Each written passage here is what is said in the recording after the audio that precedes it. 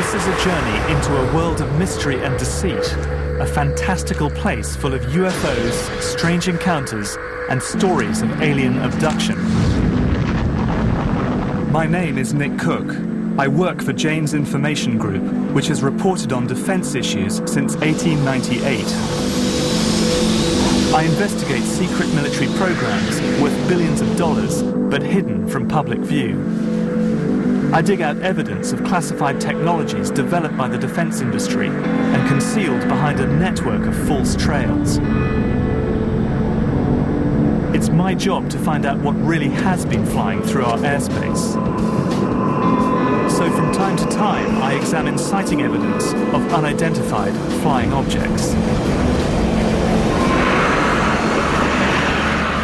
Do these sightings offer evidence of top-secret military and defense technology, or do they hold clues to something more mysterious?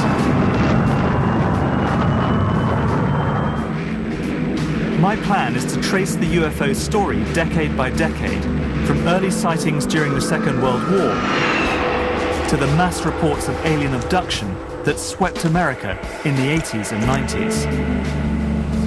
This world is normally off limits for a journalist. But I want to discover for myself what is real and what is not.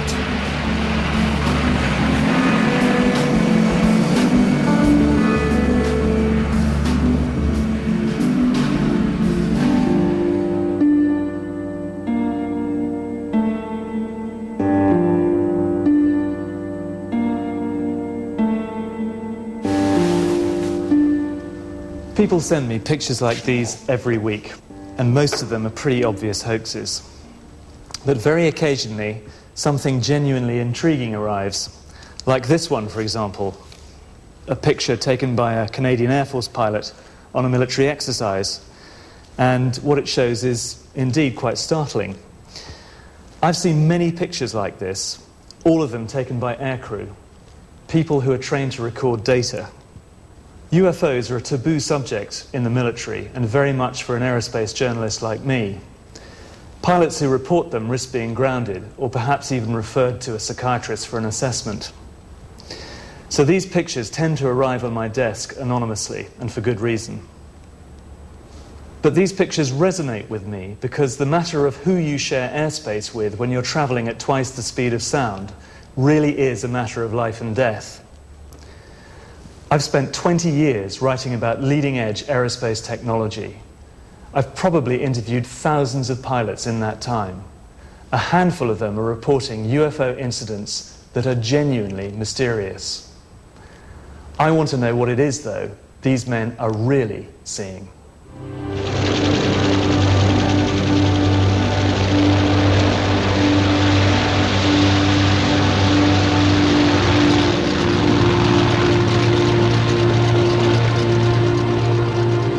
The history of UFO sightings is not a long one, but it's a bit longer than most people suspect. To start to make sense of UFOs, you must go back to the 1940s, to the Second World War and these men, and what some of them saw in the night skies over Europe. Allied aircrews described being tracked by glowing balls of light, which they called Foo Fighters, after an American comic strip.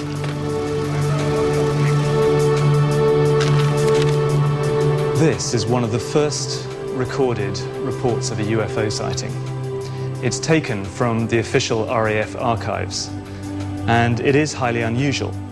It recounts the story of one pilot officer called B.C. Lumsden, who saw something extremely unusual during a bombing raid over Germany on the 7th of December 1942.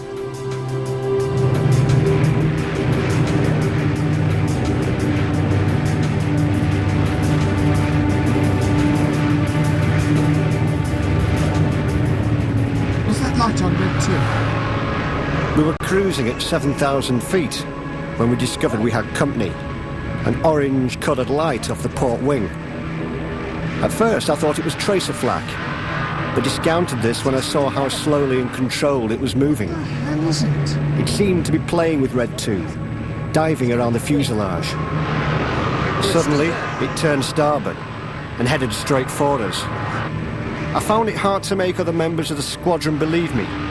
But the following night, one of the squadron flight commanders had a similar experience, with a green light.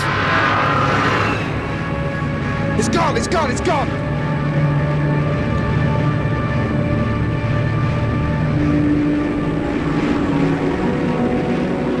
A handful of Foo Fighters sightings could be dismissed as pilot error, but there were hundreds, if not thousands, of these unexplained phenomena. Could they all be the hallucinations of tired or terrified men? I've decided to find out more about these strange balls of fire.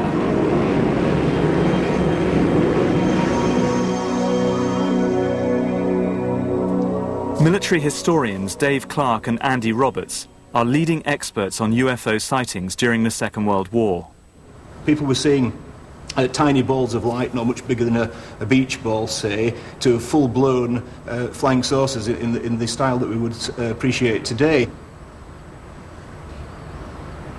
And there's a problem of reporting them at debriefing, because if you had bomber crews landing and saying, you know, we saw these peculiar lights chasing us for miles and miles and miles, some of the bomber crews I've spoken to were fearful that they'd get grounded for lack of moral fibre, for inventing things to get them grounded, some form of psychological problem.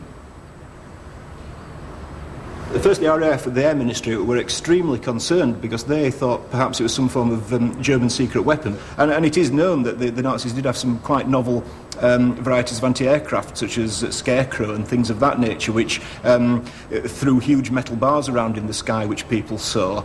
And that was designed to unnerve people as much as to damage aeroplanes. These designs, taken from secret engineering blueprints seized by the Allies at the end of the war, show just how radical the Nazis' aerospace programs were. And it was plans like these that were unsettling the Allied forces. Going through American files of the kind of technological plunder operation that they did on Germany after the war, they do describe technologies that could be pieced together to develop a kind of Foo Fighter type weapon. They were working on all these bizarre little things, but none of these things ever came to fruition. Had the war gone on much longer, or had the Germans won, then we may have seen these things develop in the same way that we saw the Americans develop space technology after the war. The evidence for Foo Fighters is intriguing, but I wonder whether there is anything more than the log reports by the pilots who described screaming dogfights with strange balls of light.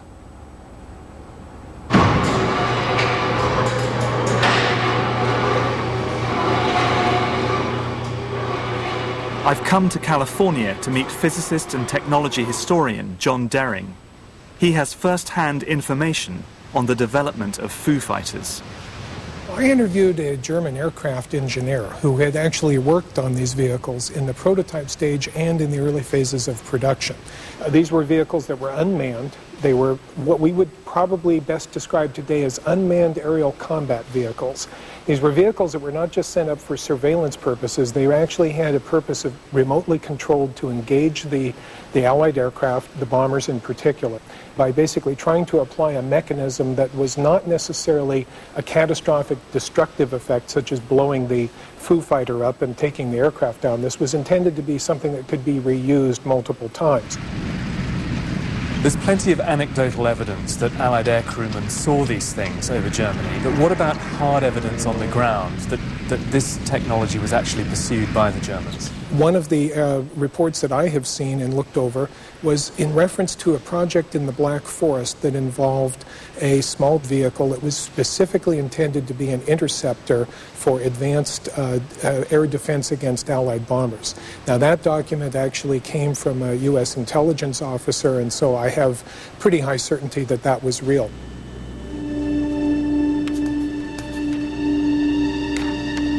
I want to follow up on John Dering's research. His work indicates there was secret technology being developed in Nazi-occupied Central Europe, which might account for some of the UFO sightings. These are the Sudeten Mountains on the Polish-Czech border. During World War II, this beautiful valley was home to some of the finest scientific minds of the Third Reich. It was here that the Nazis built one of their underground research facilities, the Wenceslas mine.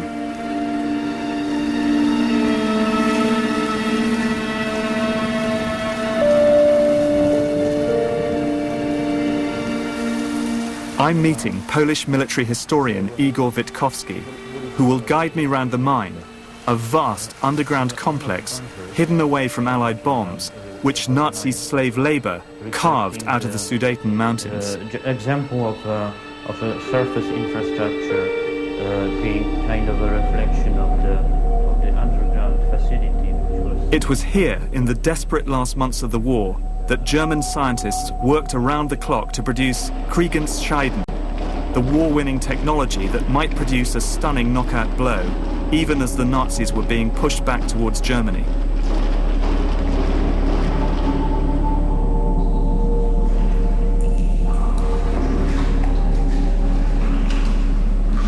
As Igor guided me through the flooded tunnels, the air became heavy and difficult to breathe. So in effect, we've come hundreds of meters through this complex, and we're now deep into the mountain. Not hundreds of meters, but several kilometers, in fact. This is several kilometers into the mountain. Yes. And this would have been a highly secure, impenetrable assembly site. Exactly, and the secrecy around this place was very exceptional, so that the Allies never found out about it. Almost nothing exists of the original mine. As the Nazis retreated in 1945, they sealed most of the tunnels, leaving the advanced technology buried beneath impenetrable walls of rock.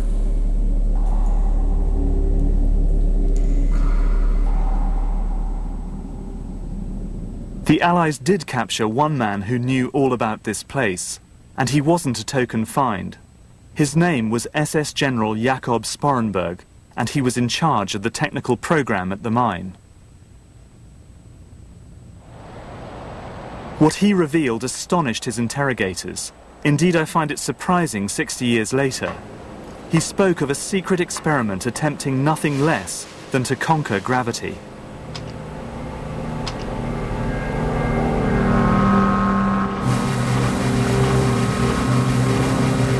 He described a bell-shaped device that needed enormous amounts of electrical power.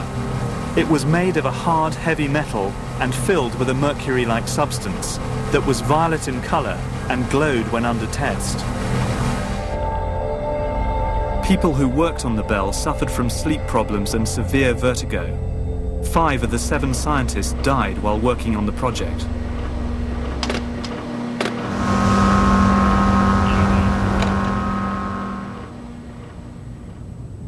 In a memo to Hitler, the scientists wrote, "It is in our opinion that the scientific results ascertained from our experiments with the bell are truly decisive for the war."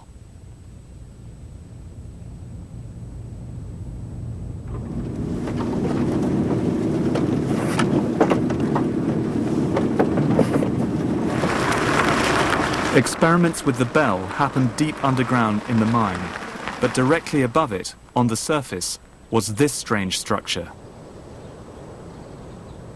Called the flytrap, it first showed up on an Allied aerial reconnaissance photo in 1944.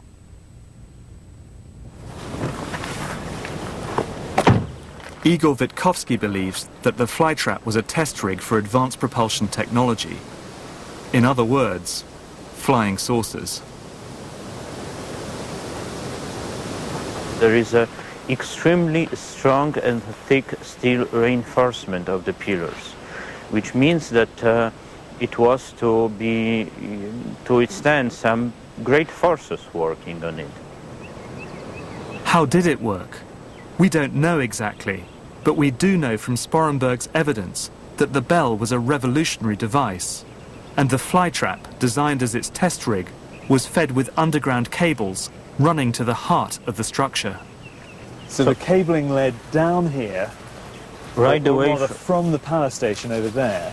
Yes, up to the flytrap. Right. It was Well, they're actually virtually filled with high voltage Yeah. cables. as thick as an arm. Right. You know, that thickness. I have photographs of them, and that's just another strange fact that point out to such a possibility that it would have been used for some experimental purposes. I mean, they're actually pretty sizable. It's kind of like 1.5 meters of concrete-lined ducting down here. Yes, exactly. Pretty solid. So it all adds up to, I mean, pretty strong evidence that the power station over there was feeding this tremendous amount of power to the facility, the fly trap over there. Just there, exactly. Yeah. In a way. This is interesting. I've spent a long time researching the quest to produce anti-gravity technology, the holy grail of aerospace design, that would overturn conventional physics and allow us to travel in deep space. Is it possible that the UFO sightings over Nazi Germany were related to this quest?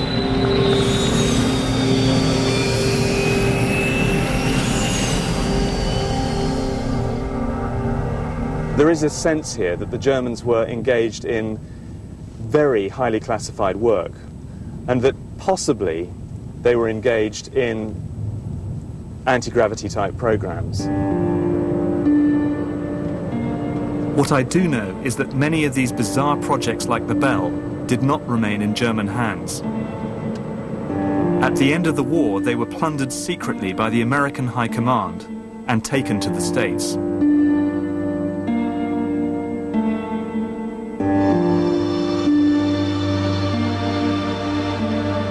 The speculation about Foo Fighters was about to be overshadowed by one of the most sensational UFO sightings of all, the 1947 incident at Roswell in New Mexico. That's where I'm heading next.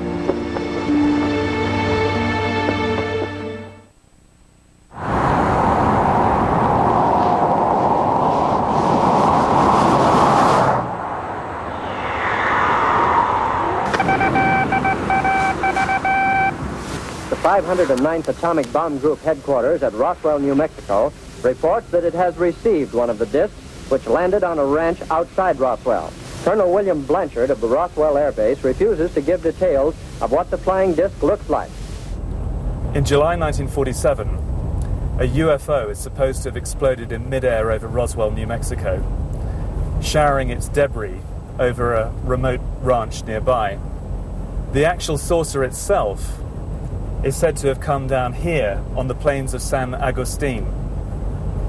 UFO proponents doggedly say that this vehicle that allegedly crashed here was extraterrestrial. The Roswell crash is the best-known case in the annals of ufology. Supporters of the extraterrestrial explanation claim that the military recovered crash debris and alien bodies from a site located on the very edge of a top-secret military base called White Sands. The press had a field day. Reports of a crashed disc hit the headlines, and Roswell quickly became a national controversy.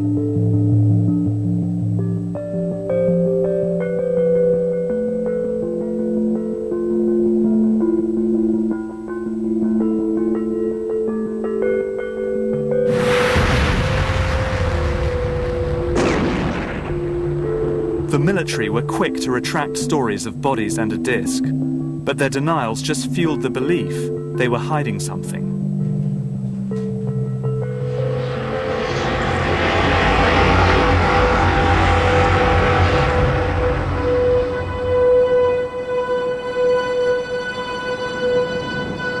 The rumors about Roswell refused to die.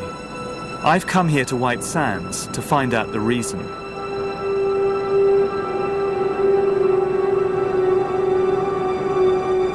There's something strange about the sky here. I'm over 5,000 feet above sea level, and the air is crystal clear. I've come to meet Mike Smith and Wayne Matson, two former Air Force officers who have lived in the area for some time.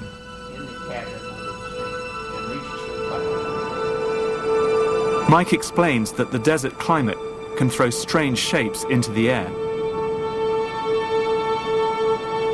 A lot of them are astronomical phenomena that, and our desert atmosphere here provides practically an infinity of weather conditions which can really play tricks with the eyes. And I have seen things that were perfectly explainable that really looked like something totally extraordinary, but they were explainable. And as Wayne tells me, even cloud formations can be misleading. Lenticular clouds are often mistaken for UFOs. Pretty extraordinary, aren't they? Lenticular clouds the wind comes hitting the mountains, swoops up, and as it goes over the top, the clouds form.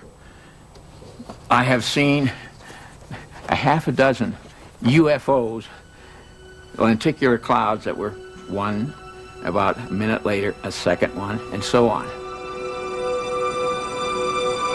The cloud story may explain some of the unusual sights witnessed in this area, but it doesn't begin to account for the Roswell incident. Debris was recovered from the crash site, so there is physical evidence that something did come down on the plains of San Agustin. But the mystery surrounding Roswell comes from the fact that the US Air Force changed their version of events 3 times. One of those stories was linked to a covert military operation flying out of the Roswell area. Duke Gildenberg ran a secret program called Skyhook, designed to fly balloons over the Soviet Union, with spy cameras attached. The Skyhook balloon wasn't born until 1947, and therefore, when it first appeared, and for the first 5-10 years, it was a new sight in the sky. Holloman Air Force Base, then Alamogordo Air Base, was the prime launch site for the United States Air Force, and it happens to be just upwind of Roswell, so when the balloons would climb out, even if they were going to go 1,000 miles the other way, the initial climb out would be in the direction of Roswell, close enough to see, even if they get right overhead.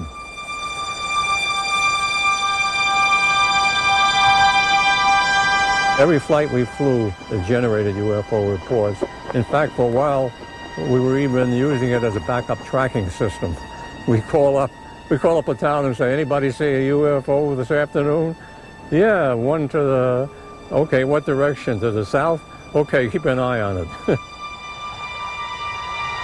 We allowed them to remain UFO reports, with the hope being that once they got over the Soviet Union, they'd still be registered as UFO incidents rather than our reconnaissance balloons. Is it your contention that Roswell is explicable as a balloon crash? That is correct. I worked on the Pentagon report for months and months and months. Was what crashed at Roswell a spy balloon from a secret program the government was trying to hide? I'm not sure. I've seen a memo in the National Archives that suggests there was more to the incident than the Air Force was admitting. In September 1947, just a few weeks after the Roswell crash, General Twining, head of the Air Materiel Command, issued a classified memo to a small group of his senior officers outlining his concern about the rash of flying saucer sightings that had been seen across America earlier that summer. In the memo, he states that the phenomenon is something real and not visionary or fictitious, that there were objects approximating the shape of a disc in the sky. He talks of operating characteristics such as extreme rates of climb and maneuverability. One of his conclusions, indeed, is that these discs might be the product of some high-security project not known to his command. The Twining memo shows the Air Force was taking the flying saucer sightings seriously.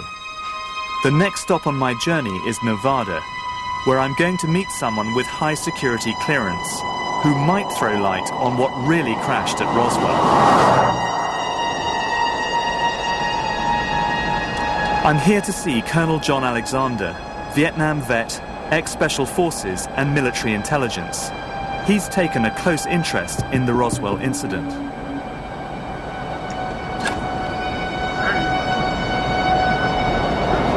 Part of the problem has been the government itself. On Roswell, they have been less than forthcoming. They've been caught time after time just overtly lying to the public. And so the government's credibility in this field is pretty damn low. So you can't, they can't come out and say, well, here's the truth today. Do you think that these vehicles have crashed to Earth, and do you think that the US military has recovered them? No. Why not? Why? I'll tell you why not, and this is where I get in trouble with everybody. I looked. I am, kind of the one person who has gone nose to nose with the head of all of the intelligence agencies and whatnot. We looked from a historical perspective. I can mention now that Edward Teller was one of the folks who was interested in my work in other fields. Edward Teller. He was the assistant director at Los Alamos National Laboratory and father of the H-bomb. If alien technology had been found by the military, he would surely have known about it. I actually had him over for dinner. We had this discussion. He was not opposed to the notion of UFOs. We always said if 5 people knew at that time, Teller would have been one of them, because understanding energy, and he was the one who was working on the most advanced energy source known at the time, and you get the absolutely not. So Teller told Alexander that whatever crashed at Roswell, and something certainly did, it was not extraterrestrial. Not a balloon, but a different secret program? Perhaps what really crashed at Roswell is related to the work of the German scientists during World War II. I'm going to examine an American operation to capture these scientists and bring their technology to the US at the end of the war.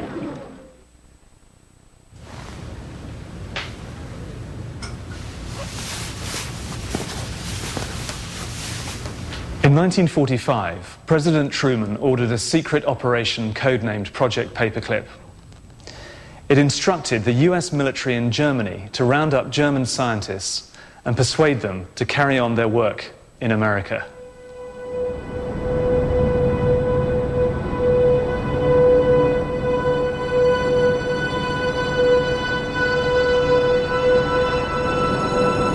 This is where most of the Paperclip scientists ended up. White Sands Missile Range in New Mexico, a top-secret base surrounded by a no-go zone the size of a small country. Probably well over 2,000 scientists were brought to this country. I have a listing, which I got from the Air Force History Office, of all the scientists that were brought to Wright Field. And nearly 200 top-of-the-line scientists were brought to Wright Field. The Germans were anywhere from 5 to 15 years ahead in certain areas. For instance, you think of the V-2A4 missile, not intercontinental at that time, but a first ballistic missile. That was a huge step at the time. I've visited this area many times, and its power and beauty never diminishes. It's a strange mix of primitive landscape and high-tech doomsday hardware, tucked into the southwest corner of America. And in 1946, it was really isolated, just the place to bring German scientists who would be totally cut off from the outside world. The thing that bothered most of them that I knew more than anything was the summertime, because we get temperatures often here of 42 and 43 Celsius in July, June and July, and that was absolutely so incredible to them they couldn't believe it. It was a vast cry from being in Germany, because they're used to mountains and forests. Okay, we got the mountains, but we don't have the forests down here. We don't have the water that they have, and things are quite a desert.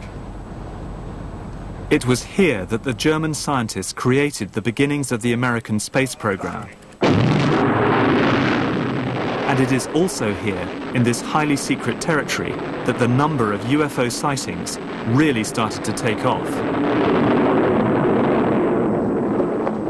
I was out stargazing, and I looked up, and I may have been for, at the most, 5 seconds.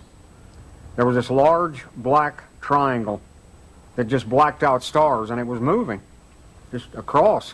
Making any noise? No sound whatsoever, total silence. I never heard any reports about it, nothing. And you have a massive database. These are just a few. Yeah.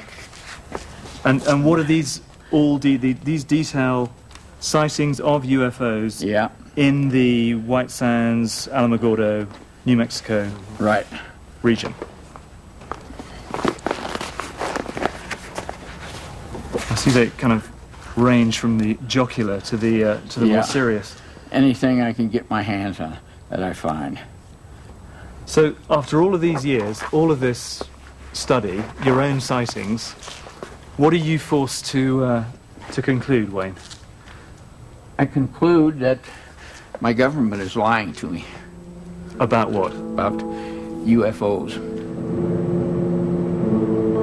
The US government has changed its version of the events at Roswell so many times that my investigative instincts tell me they wanted us to follow a false lead.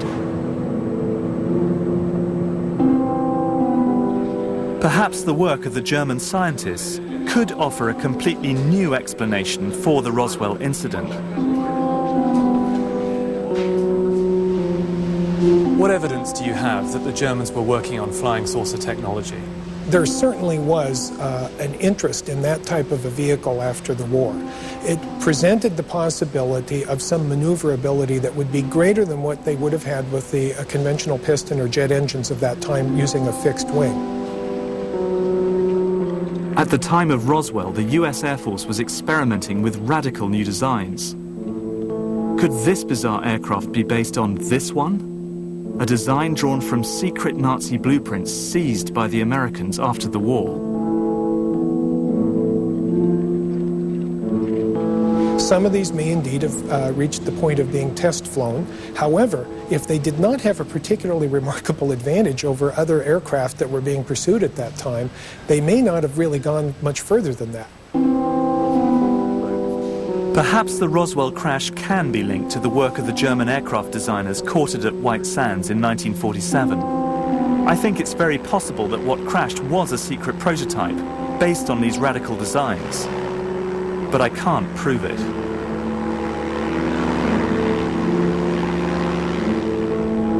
The truth has been elusive, but what is certain is that UFO sightings in America were about to reach epidemic proportions, not just in New Mexico, but over the skies of the nation's capital, Washington, D.C.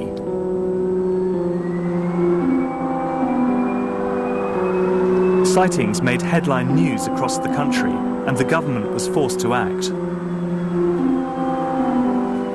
Within 3 years of Roswell, public concern caused President Harry Truman to address the country on the subject of UFOs. Oh, yes, we discussed it at every conference that we had with the military. There's always things like that going on. Flying saucers, and they've had other things, you know, if I'm not mistaken. Flying saucers have invaded our planet. Washington, London, Paris.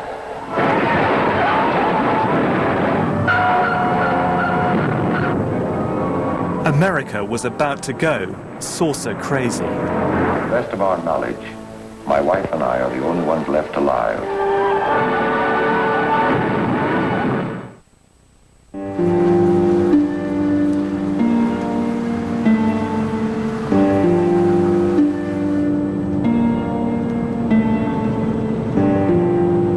The 1950s was a time of high tension in the Cold War. As nuclear annihilation threatened, there was also a huge jump in UFO sightings across America.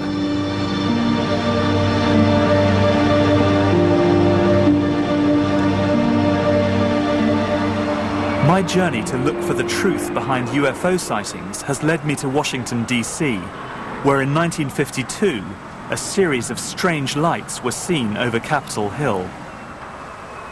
In the midst of this big national flap, sightings occurred over Washington, D.C. This involved 3 radar sets in the Washington, D.C. area, which picked up targets that were traveling around in restricted airspace over the Capitol. This couldn't be ignored. It had all the makings of a national emergency. Whether it was alien visitors or, as many in the military suspected, advanced Soviet spy technology, the Air Force had to act fast. Jets were launched against the UFOs, and the military made sure their actions made headline news. The intention was to reassure the public, and it might have worked but for the fact the following weekend, the 19th of July, the UFOs were sighted again. 1,000 people reported sightings, including staff from President Truman's office. The government had to be seen to act. General John Sanford, head of Air Force Intelligence, was given the job of reassuring the nation and explaining what people had seen. In pursuit of this obligation, since 1947, we have received and analyzed between 1,000 and 2,000 reports that have come to us from all kinds of sources. Of this great mass of reports, we have been able adequately to explain the great bulk of them. So here he was saying specifically they're not a threat to the United States, the implication being the Air Force is doing its job when there's no threat out there. In spite of the fact that the Air Force internal documents had said, you know, well, it might be Soviet, and used that as a reason to investigate and so on. The Air Force's commitment to act on the UFO problem would result in one of the biggest military investigations in American history. The Air Force, which had secretly been investigating UFOs since 1947, were forced to set up an open inquiry. Called Project Blue Book, it promised to investigate each separate sighting report that was filed by the general public. In spite of Air Force intelligence claims there was nothing to worry about, the US Air Force was actually taking UFOs very seriously indeed. Heading up Blue Book's investigations was astronomer Dr. J. Allen Hynek. With his scientific background, Hynek was hired by the Air Force to interview thousands of witnesses and collate some of the public's most bizarre encounters. Have you ever seen a meteor with headlights? No, I've never seen a meteor with headlights. But one might see a meteor that looked like it had headlights. Well, however, I do not drink, and this had some kind of light on the back. All right, good, fine. Hynek was a skeptic. During the course of his investigations, he was able to attribute many of the sightings to natural phenomena. All of them saying that they saw it predominantly in an eastern direction. Now, if it had been extremely close to any one of them, it could not have been seen to the east by all the people. But Project Blue Book had severe limitations. No sightings by military personnel were included in its pages. Instead, they were immediately classified and buried deep in the files of the Pentagon. Much to Hynek's frustration, because reports by Air Force pilots, of which there were many, intrigued him very much. But now we can tell the story of one such sighting for the very first time. It involves the early reconnaissance missions by the United States over the Soviet Union.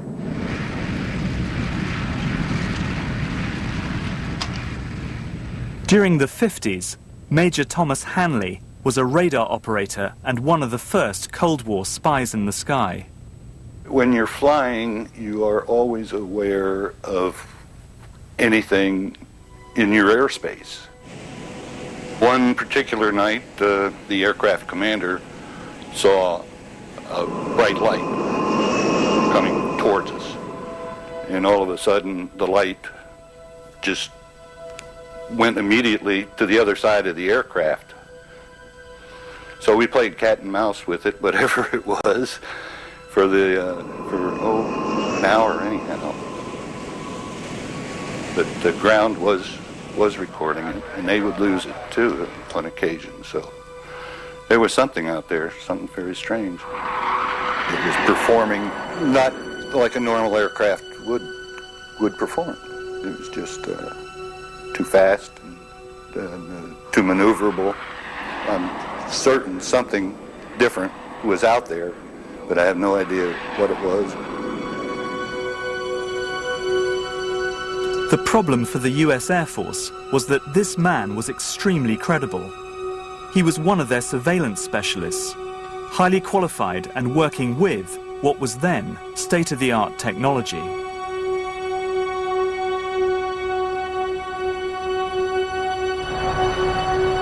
As far as Tom Hanley is concerned, his questions were never answered. And I have to admit, I'm at a loss to explain it myself. But in the meantime, as a recently declassified CIA memo shows, the agency was becoming very interested in the UFO phenomenon for its own purposes. The CIA was responsible for surveillance of the Soviet Union, and it realized that UFOs might offer the perfect cover for its more clandestine activities. This is a memo written by Walter B. Smith, the head of the CIA at the time.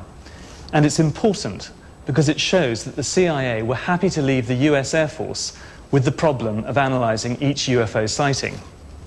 I suggest, Smith says, that we discuss at an early board meeting the possible offensive or defensive utilization of these phenomena for psychological warfare purposes. This is a pretty stunning document, but when you read something like this, what you've got to keep in mind, first and foremost, is its context. The context, of course, was the Cold War and the struggle between America and the Soviet Union. But what really set the UFO story running for the CIA was the death in 1953 of Premier Joseph Stalin.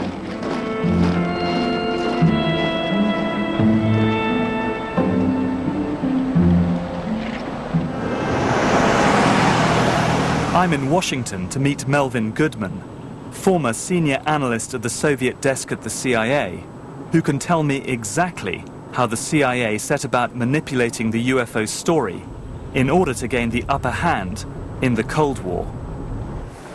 Melvin, hi. Dick, hi. Good to meet you. Good to meet you.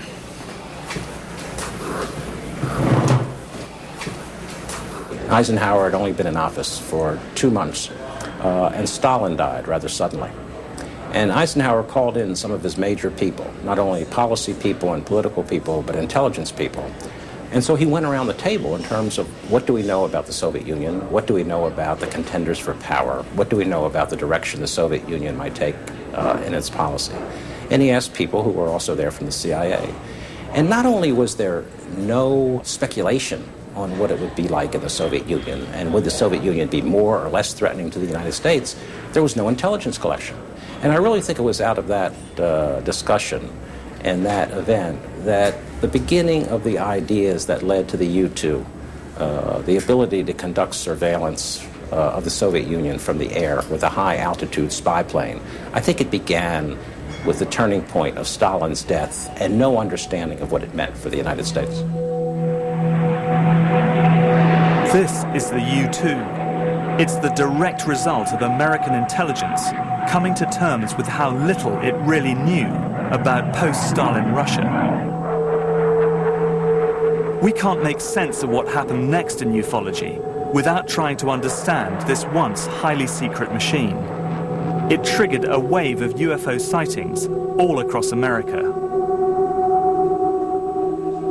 What was needed were certain cover stories. What do you do when people are spotting aircraft and then telling reporters that they've seen something very unusual flying out of an airbase in Nevada? And frankly, this was the origin of a lot of the sightings that took place in the mid-50s, 1954, 55, 56, of unidentified flying objects, the UFOs. So the CIA was involved in encouraging people to believe that, yes, they saw UFOs, and the CIA and the military tried to be very helpful to reporters to get these stories out, to divert the attention of the country, and particularly the people in this region, about what they had actually seen. We believe that UFOs are real, that they are from outer space, and that they are intelligently controlled. And then it went into a small cloud. Again, we started as it came out of the cloud, and very shortly after that, it quickly disappeared. Traveled apparently on this side of the tower. The CIA's strategy of encouraging public belief in UFOs seemed to be working, and the U-2's development and deployment was hidden behind a smokescreen of disinformation. With a flying object of some sort that could hover, and such as I've never seen before. Right here is where this flying saucer, this UFO, landed. Right here, about where I'm standing. And it was a big, huge thing, and I wondered what the heck it was. Now, within 2 or 3 seconds, it was out of sight. That was in the southwest, and easy, you might think, to dismiss out of hand. But this isn't. Life magazine, a highly respected part of the American scene in the 1950s. Popular, but hard-headed journalism. A very famous issue of the Life magazine that has Marilyn Monroe on the front. And if you can get your eyes off Marilyn Monroe and look in the upper right-hand corner, you see this, "Have we visitors from outer space?" or whatever the title was. The writers said, well, we have been to Wright-Patterson Air Force Base, where Project Blue Book was headquartered. We've looked through their sighting files. We've talked to the people who were in Project Blue Book and some Air Force generals and so on. And it appears that the Air Force is now treating this subject seriously. And their conclusion in the article was that, that we're right on the hairy edge of saying, yeah, there really are interplanetary visitors being involved here. That's what people are seeing, and the Air Force doesn't seem to be denying that. But you did have ways of supplying information to people you knew were Soviet assets or East European assets to send the Soviets looking in another direction.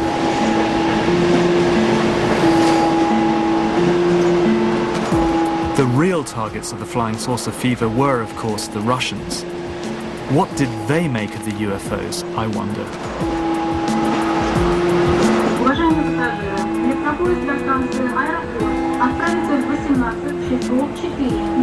I've come to Moscow to talk to Igor Sinitsyn, a former KGB operative who was the personal aide to the Bureau's number one, Yuri Andropov.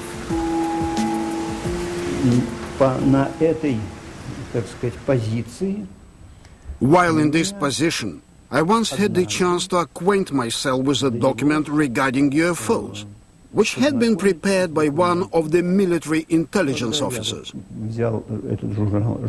So, when I read this series of articles on UFOs, I decided to give it to Andropov to read.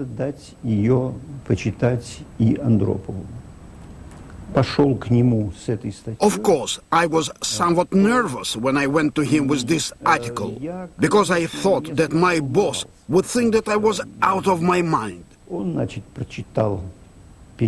He read through the translation and began to study it very closely. Then, quite unexpectedly, Yuri Andropov opened his desk and took out a very thin file from the top drawer, gave it to me to read and said, "Only read it here and don't take it away." Much to Sinitsyn's surprise, the file contained highly classified UFO sightings occurring all over the Soviet Union.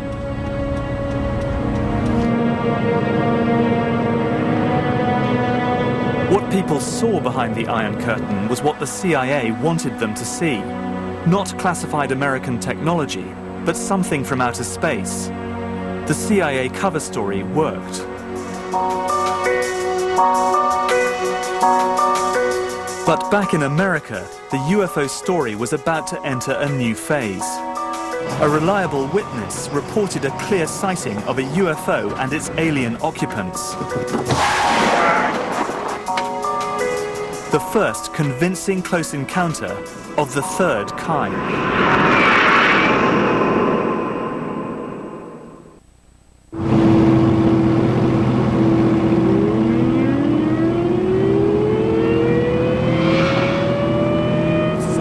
On the 24th of April, 1964, America experienced its first credible close encounter of the third kind.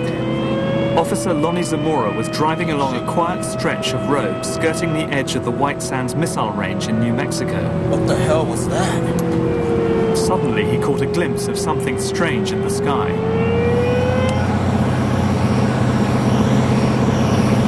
Whoa!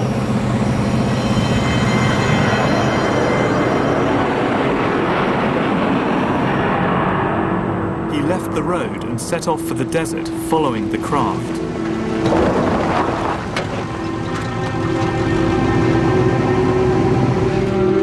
He caught sight of a shiny object, now landed, about 200 yards away. As he looked over, he saw two figures in white coveralls, close to what looked like a flying saucer.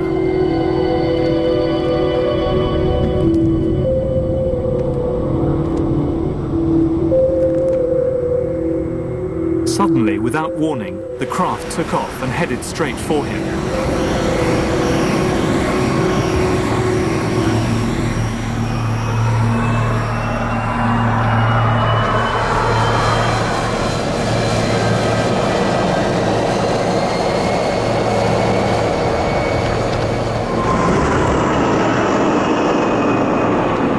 And as quickly as it had arrived, it disappeared off into the distance at high speed. This statement by Lonnie Zamora is one of the most intriguing UFO reports on record. It made headline news at the time. Everyone acknowledged that Zamora was a first-class witness, a police officer, a man not prone to exaggeration. The Zamora case remains one of a handful of unexplained sightings in Project Blue Book. When investigators arrived at the scene, they found an impression in the soil surrounded by burnt brushwood. Zamora was so distraught that he insisted on seeing a priest before handing in his report. The US Air Force was under pressure to explain what had actually landed. But there is one man who claims he knows what Lonnie Zamora saw. Duke Gildenberg ran Cold War spy programs out of White Sands missile range and had access to top-secret flight logs at the time. That very same day, we had a mission scheduled for the Surveyor unmanned spacecraft that was going to be attached to a small helicopter and then flown all around the range by contractors sampling lava and that kind of thing, which they might see on the moon. On board was the pilot, and then there was an engineer, and they were both in white coveralls. So to us, that identified it almost perfectly. It's too much of a coincidence. Two guys in white coveralls that were doing the mission anyway, and then the sampler, which left a print in the dirt that was identical to what it later left in the moon. I'm not at all convinced by Gildenberg's explanation. Zamora was a trained police officer, and I'm sure would have known the difference between a helicopter and a flying saucer. To try and make sense of what Zamora saw, we need to go back to the U-2 spy plane and to an event that shook the world on May the 1st, 1960.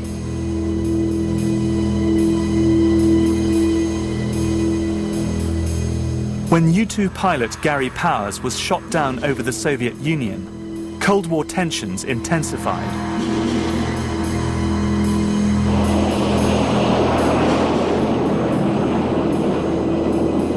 The wreckage of his spy plane was put on public display in Moscow. This was a huge propaganda coup for Khrushchev, and it signaled the end of the U-2's covert life.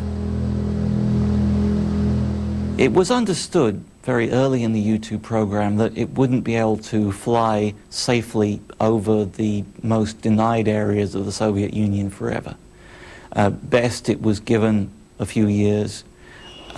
In fact, it flew operationally for just about 4 years, which was longer than anybody expected, before one of the aircraft was shot down. The CIA launched an effort to produce a more workable aircraft with similar or better performance, and one that would be so fast and so high flying that even the best missile technology that anybody could be looking at in those days would have a very hard time hitting it.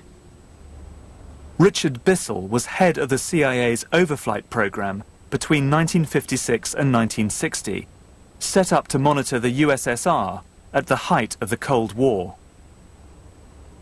He was the man who was given the job of replacing the U-2, and he had a radical idea about how to do it. We see here that he's urging his technical department to design a new aircraft for reconnaissance missions over Russia. According to Bissell, who had a very good grasp of the technological challenges, the optimal shape for that vehicle would be saucer-shaped. The Avrocar, which appears for all the world to be a flying disc. It wasn't just Bissell who had flying saucers on his mind. Just across the border, Avro, a Canadian-based company, had recruited talented British aerospace designer John Frost to work on a flying saucer. Frost was a visionary, and under his leadership, the company began experimenting with disc-shaped craft. Called the Avrocar, it was a handful to fly and could barely get off the ground, but it caught the eye of the United States Air Force. They bought all rights to the project, and then it simply disappeared. Nothing more was heard or seen of Avro's saucer designs for over 40 years. But flying discs did not die with the Avrocar. Buried in the depths of the US Air Force archives, I've discovered some blueprints which reveal something quite fantastic, a supersonic saucer. Called the Silverbug, it was truly revolutionary. The plans show in detail a multi-jet engine craft that boasted amazing maneuverability and speed. It's an intriguing thought that this concept may tie in with the work of the German scientists who brought saucer technology to the US at the close of the Second World War. I believe Silverbug could explain what Lonnie Zamora witnessed in the New Mexico desert in April 1964. His description of a silver disc-shaped object appears to fit the Silverbug profile. It's clear that a host of covert technologies were being developed by the Air Force during the 1960s. Some of the strange UFO sightings might be explained by activities at a secret base here in Nevada. So secret that, according to the Pentagon, it still doesn't officially exist. From a defense journalist standpoint, it doesn't get any stranger than this. Just behind me there is Nellis Air Force Base. Nellis is at the southernmost tip of the Nellis Air Force Range, a closed-off area, totally barred to the public, that's about the size of Switzerland. And nestling within the Nellis Air Force Range is Area 51, the world's most secret Air Force base. When Richard Bissell of the CIA urged his designers to think out of the box, this is where their imaginations ran wild.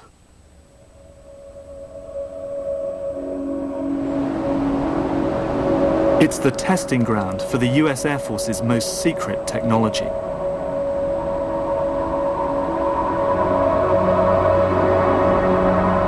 When the U-2's covert life ended, this is what Bissell's designers came up with.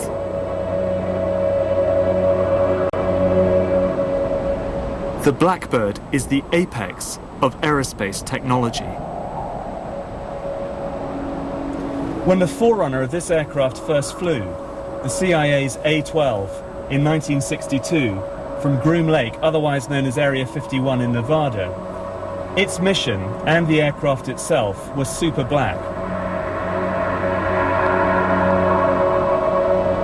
That is to say, it was a super classified aircraft.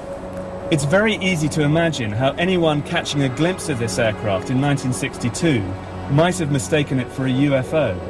Everything about this aeroplane is strange. It's black, its shape is extraordinary, and its speed, of course, in excess of Mach 3, that's 3 times the speed of sound, would have made it one of the most extraordinary sights that anyone could have seen at that time.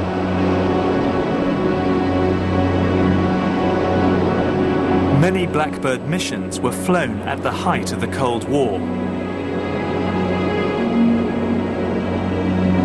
The plane flew at over 100,000 feet at the very edge of space. It was so fast that when it overflew the Soviet Union, it could simply outrun any missile attack.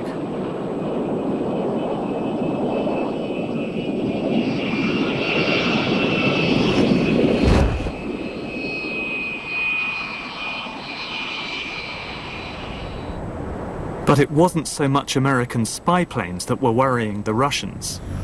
There was something else in the skies that was causing them alarm. An incident over the small town of Petrozavodsk would trigger the largest study of UFOs on the face of the Earth. Russia's X-Files had begun.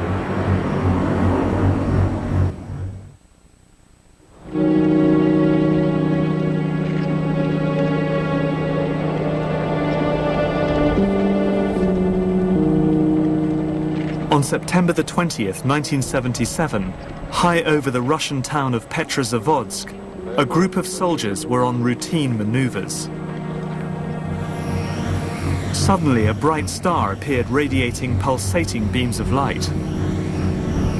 The object lingered over the town like a huge jellyfish. After a few minutes, it wrapped into a bright half disk and shot off.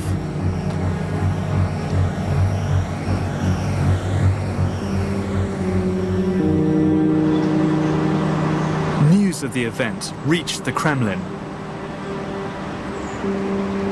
and Yuri Andropov, head of the KGB, gave an extraordinary order that the entire Soviet army should watch the skies for unidentified flying objects.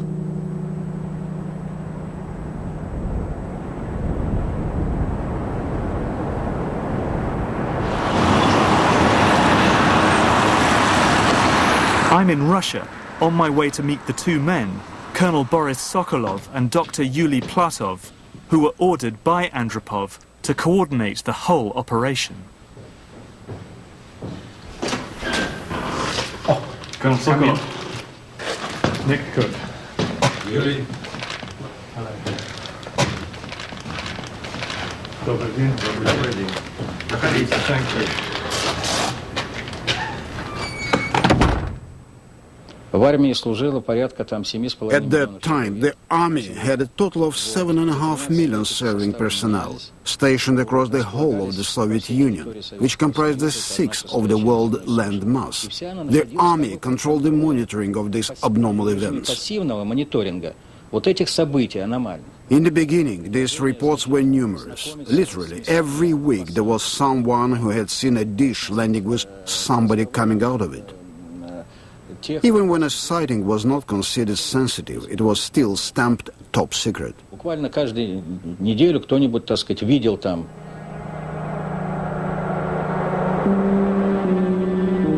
The observations continued every night for 13 years. No other nation has conducted such a long and thorough research program into unidentified flying objects. But as Sokolov tells me, the evidence was inconclusive.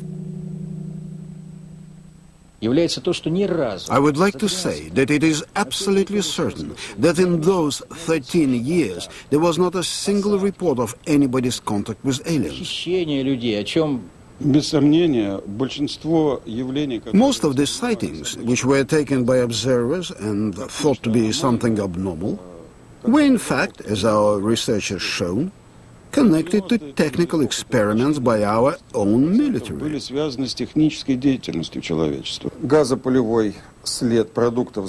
And as Dr. Platov explains, even the Petrozavodsk incident, which led to Andropov's UFO surveillance operation, was nothing more than a secret missile launch. That the strange lights and jellyfish-shaped object was in reality the burning rocket engine and its exhaust plume. But not every sighting could be so easily dismissed.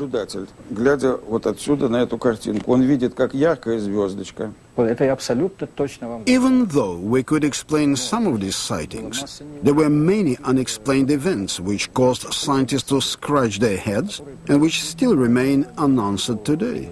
Физики, которые ответа так до сих пор нету. For some, these inexplicable sightings fueled concerns that the United States military was developing a radical piece of aerospace technology, something that behaved and looked like a UFO that could fly undetected into Russian airspace.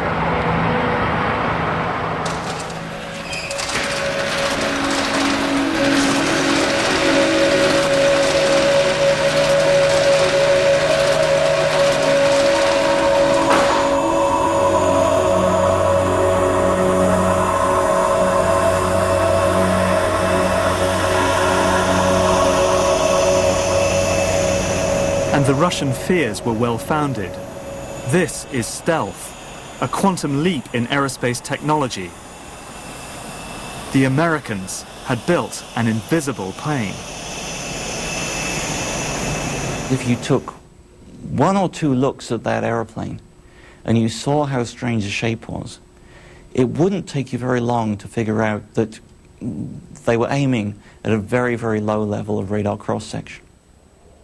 What was done with the first real stealth program was to produce something that had the radar signature of a small shotgun pellet or perhaps maybe a small bird.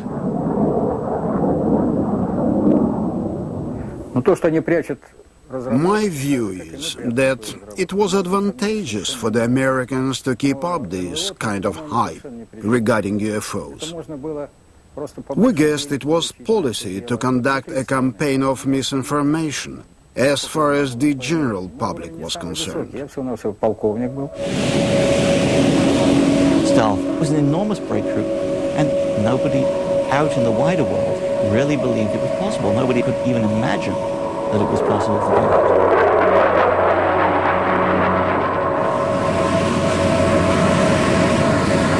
The Americans had won the technological race. Stealth was a decisive instrument in the Cold War.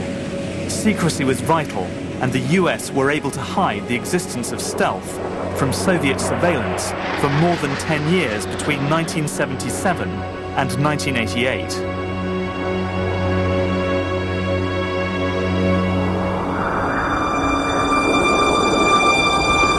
But stealth couldn't begin to explain the series of alleged alien encounters which were about to shock the American Southwest.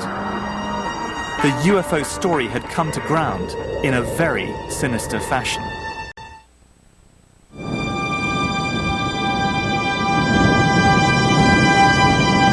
This is New Mexico, an area that has witnessed UFO sightings since the 1940s. But in the early 70s, a series of horrific events took these sightings to another level, when aliens appeared to be attacking cattle. Ranchers began to find livestock with terrible injuries lying dead on their grazing plains. The rectum had been partially removed. The eyes were bulging out. I was horrified at the thought of what could do this in broad daylight. I really did believe something strange was going on. We had one up north where we believed the animal was paralyzed and was alive when it was being mutilated. I'm on my way to meet Edmund Gomez, a cattle rancher from Dulce, New Mexico, a town close to Los Alamos, where the atomic bomb was developed.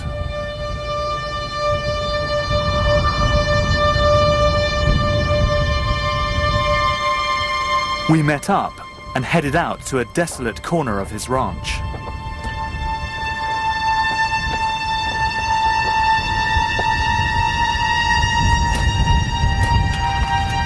Where are we going? Where are you taking me to? I'm taking you to our animal graveyard. Normally we would bury carcasses that would die from disease or from natural causes, but during the cattle mutilations that we had, we never buried any of the animals, so in case we ever needed any body parts, you know, in the future, especially the bones.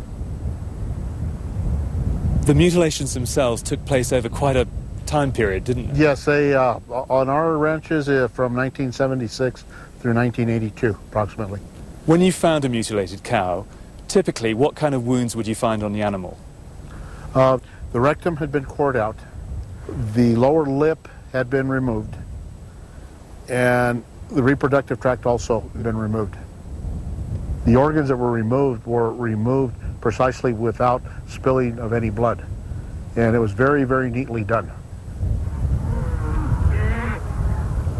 Many of the ranchers believed the cattle mutilations were the result of UFOs, that aliens were dissecting the animals for experimentation. Usually when you find an animal that dies of a disease or natural causes, the scavengers will attack the animal and attack the fleshy parts that they can, you know, that are easy to tear into. And this was not torn flesh. But for Gomez, there were other clues.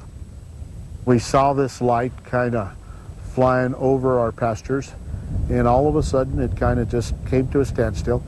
It looked like it was saucer-shaped, but had two decks, and had two sets of lights on it, flashing one on top and one down towards the bottom.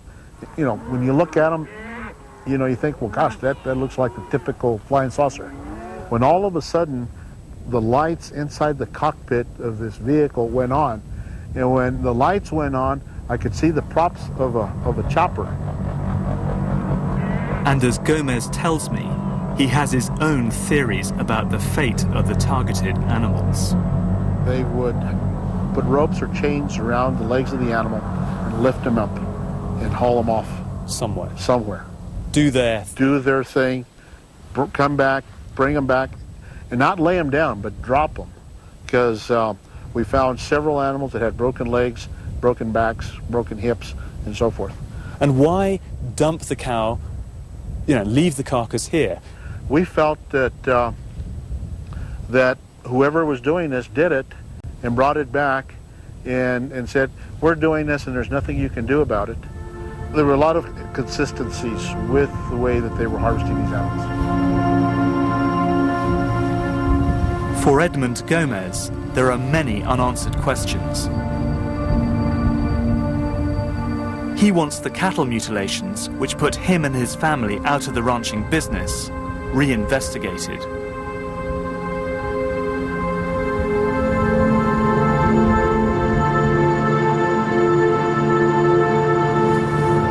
Well, I think Gomez's hunch that this was some sort of covert testing activity was bang on the money.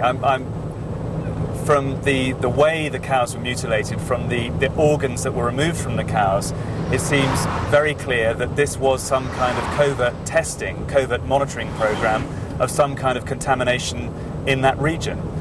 It also seems very clear that someone is trying to put in some kind of linkage between this mutilation activity and UFOs, trying to dress helicopters up, for instance, to make them look like UFOs in an area where people are very superstitious, very fearful of things they don't understand.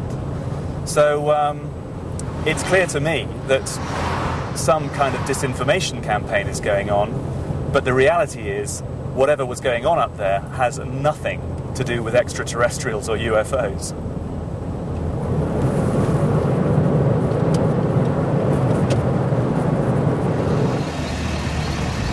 In the alien encounters I have examined so far, military and defense technologies seem to be at the heart of what's going on.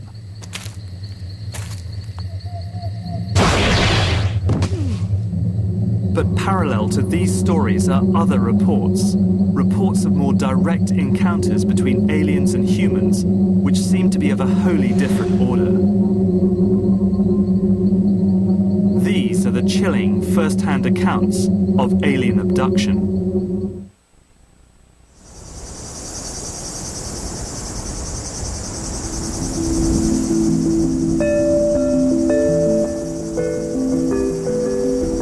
The most challenging aspect of the UFO phenomenon is alien abduction. Throughout the 80s and 90s, stories of abduction swept across the US. Over 2 million Americans claim to have been taken by aliens. These stories followed a pattern. Typically, abductees claimed they had been taken in their sleep to an alien craft, where they were subjected to invasive surgery. Samples were taken. Probes were implanted. Some victims reported they had been abducted not just once, but many times.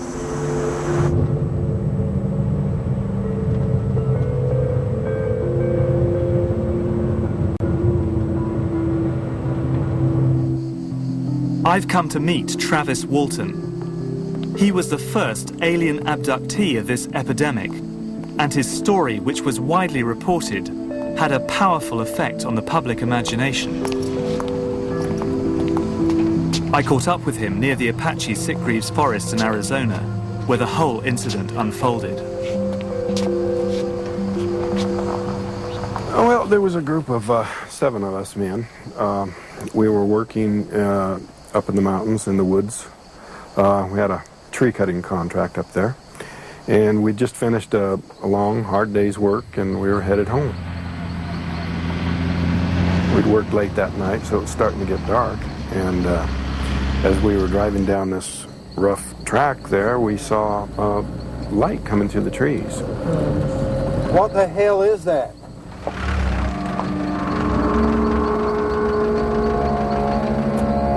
Travis, man, what the hell are you doing? Come back! Travis! Back then, you know, I was a kind of a wild sort of a guy. You know, I was showing off, you know. It was stupid. The closer I got, you know, and it wasn't going anywhere, and I was, you know, thinking about how foolish it was for me to be doing this, but I was kind of showing off for the crew a little bit, and they were getting pretty excited and yelling at me to get back in the truck.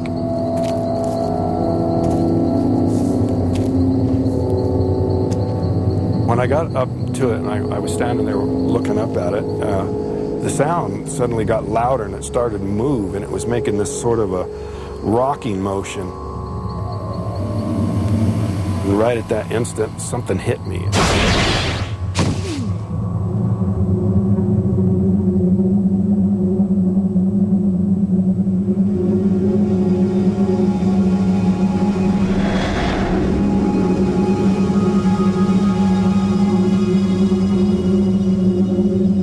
Next thing I knew, I was regaining consciousness, but I was in a lot of pain.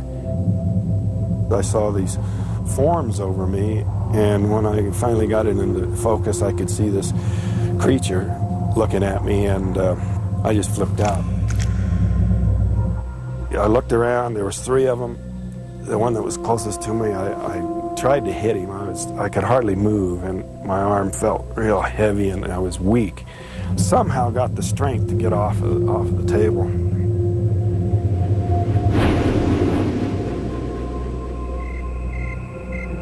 Several nights later, Travis Walton reappeared, dazed and confused. I didn't know how much time had gone by. There's something in the conversation, you know, made that apparent to them. They said, "Hey, feel your face," and I felt, and I had this, you know, week's growth of beard, and I was just totally shocked by this. They said, "You've been gone 5 days." I had enough trouble just dealing with the reality of this incredible thing that had happened to me, you know. It was just so hard to explain what I'd been through, and there was nobody to relate to, and, you know, 29 years ago, there was nobody to turn to, and I was just on my own.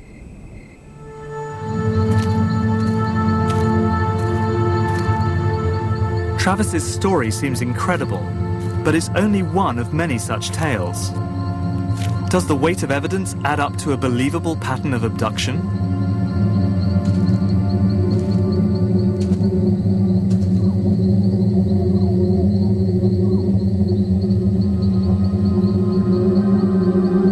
Anthropologist Charles Ziegler has studied many abductee testimonies.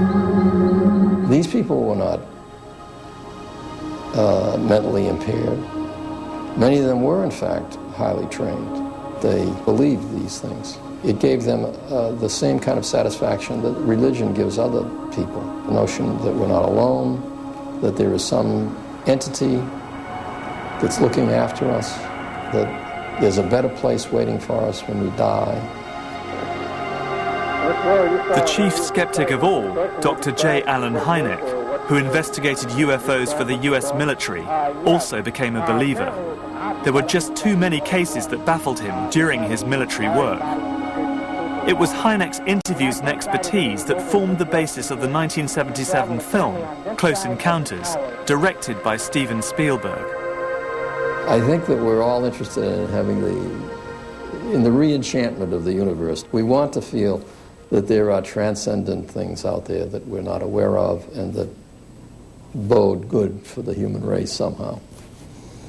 I think this is just a natural human feeling.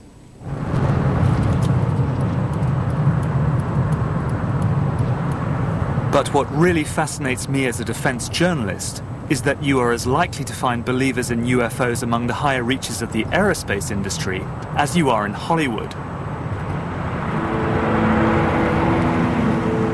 This is a report into future technology commissioned in 1968 by McDonnell Douglas, which I received via contact with connections to the company. It takes the existence of UFOs seriously. It recommends using UFOs and copying their design in order to make the next quantum leap into aerospace technology.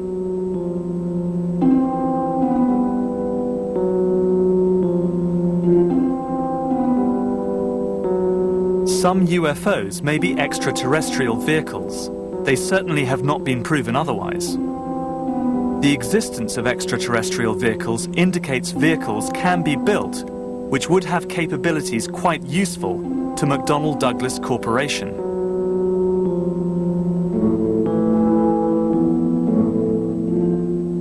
The report even suggested interviewing contactees to gather data. And if they were thinking that over 25 years ago, what advances might be on the horizon today?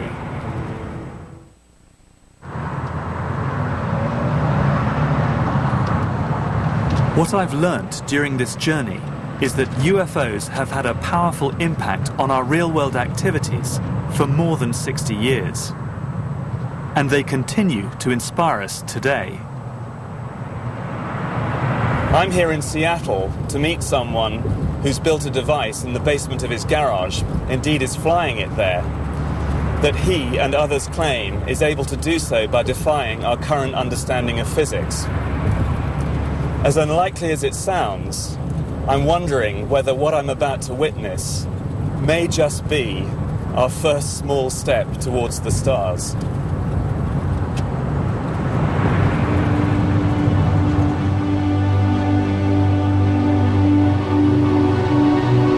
This strange device is made of balsa wood and glue and covered in a layer of aluminium foil.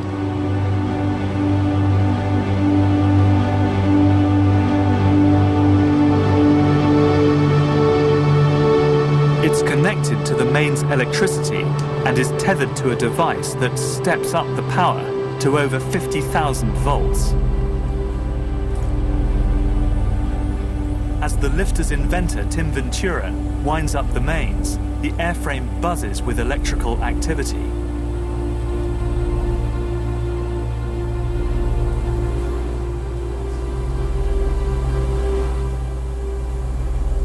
So Tim, tell me, why is this lifter demonstrating this levitational effect? Well, there's an interaction that occurs between the corona wire, which runs around the top, and then the foil underneath. Yeah. And there's a 3 to 4 centimeter air gap in between there, and literally a high voltage electric field occurring. Now, there's been some controversy. Is this an ion wind effect? Is it the high voltage literally taking air molecules with it and creating an upward thrust? Or is it something more? Nobody knows for sure how the lifter flies, but one popular theory is that high voltage current flows between the wires, suspended on the top of the craft, through the air, down to the aluminium foil wrapped around the frame. the current literally drags air molecules down with it, creating a downforce called an ion wind, which provides the thrust needed to lift the airframe skywards. This technology, not just the lifter, but this whole scope of technologies, is almost like looking at the internal combustion engine back in the 1800s. We're trying to take it and say, look, these are real technologies. They have the same flaws that any other technology does, but hopefully they can do things that other technologies can't. So do you think what we're watching here could be the modest beginnings of a whole new industry? Yeah, I think the lifter is literally sort of like the tricycle, and it may not end up becoming the technology that builds the starships of tomorrow, but it at least shows us that given the right circumstances, given the right power, it will work. I'm nearing the end of my journey, and I feel as if I've come full circle. Because what Tim Ventura's lifter reminds me of is the Nazis' secret experiment in anti-gravity propulsion I discovered in the Wenceslas mine.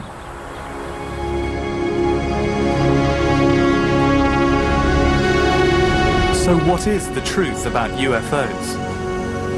To me, the story of successive attempts to develop radically new forms of flight, conducted under the strictest secrecy, is inextricably bound up with our relationship with UFOs over the last 60 years.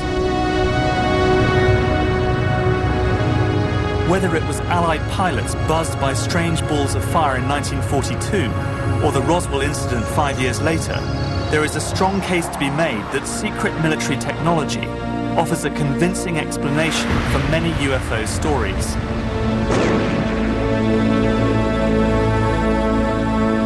For me, what is so striking about Roswell is that it was the first good example of an officially sanctioned UFO disinformation exercise. It showed the CIA that UFOs could provide perfect cover for their Cold War activities. It didn't take much for the CIA to spin the extraterrestrial story into the hearts and minds of the American public. And once it was there, all manner of experimental technology could, if it was spotted, be put down to the UFO phenomenon. But there are some cases I just can't explain.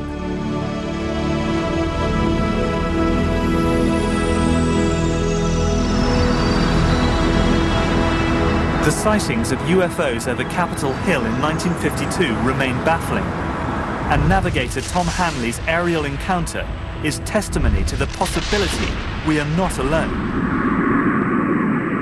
What is certain is that real-world UFOs, the man-made ones, continue to develop.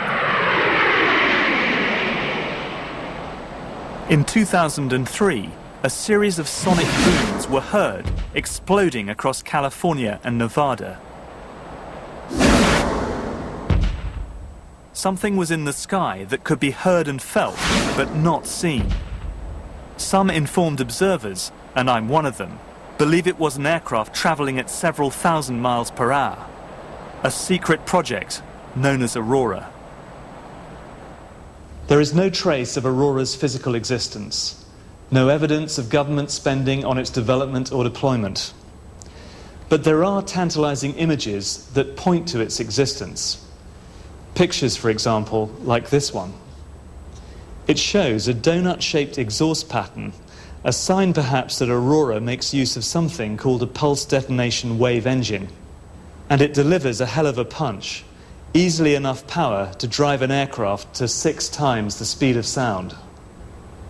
But perhaps the most intriguing are these images.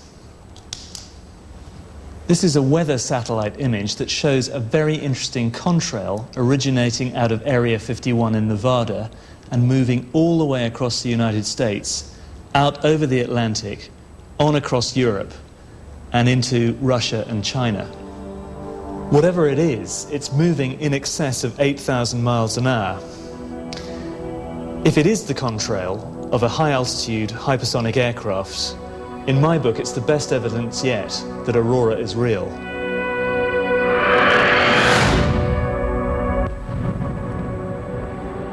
And Aurora's flights will probably give birth to a new wave of UFO sightings. Because whether aliens exist or not, Many of us want to believe in them.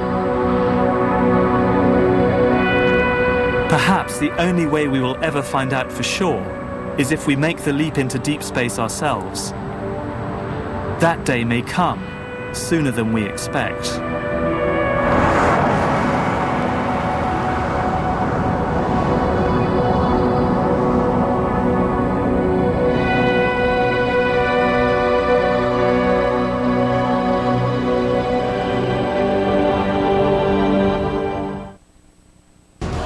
Before the Da Vinci Code, there was Holy Blood, Holy Grail, and an author who has been investigating the mysteries of the Templars for 35 years.